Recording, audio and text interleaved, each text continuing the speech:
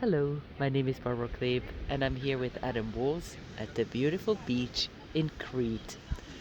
Adam, you said a lot that systems don't exist, but is that just like a mind game or does it have a consequence? Well, there are two world views that they do exist and they don't exist. And some people believe that systems are things that you can measure and manage and control and map and draw. And there's another world view that believes that it's just chaos. Coronavirus would tell you that it's chaos. You know, it doesn't matter what you plan, what processes you do. It's in January this year. By March, most people were sat at home.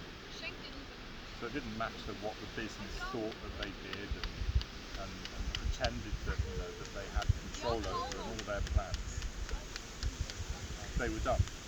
So coronavirus is a really good example of why systems don't exist, because the environment ultimately wins.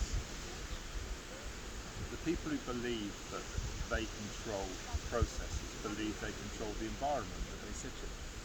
And of course that's not true. A flood will wipe out a call centre. Coronavirus will wipe out businesses.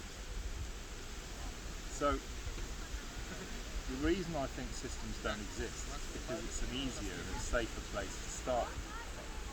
And if you believe they don't exist, then you start to use tools that do diagnosis and sense making rather than rushing for analysis, thinking that you can analyse and get to this thing called a root cause. Well, the root cause, what, in isolation in a laboratory?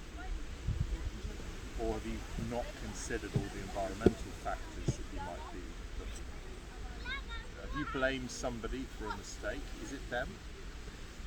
Or are there environmental factors at play that you just haven't considered? So it's only always the environment?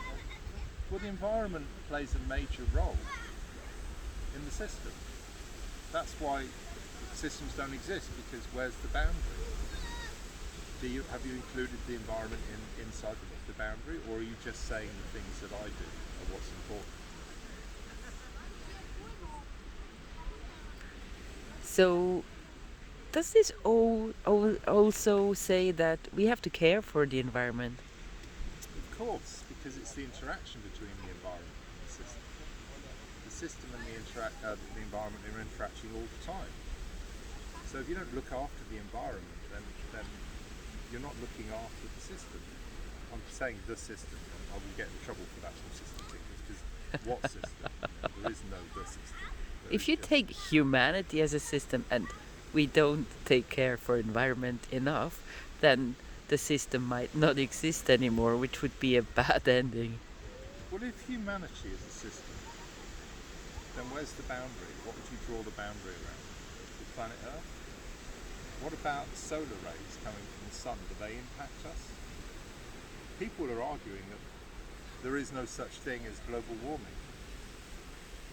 Okay, so man can't impact the environment. Is that what they're saying? They think man can't impact the environment. Well, how likely is that?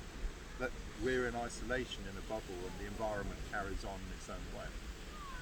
These are the same people who believe that systems can be controlled and managed. If you believe that systems aren't real and are just mental constructs that we use to make sense of the world, then you can incorporate the environment as part of the system.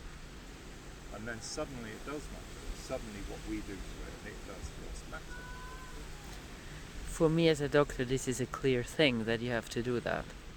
Thanks for the interesting interview. Ciao!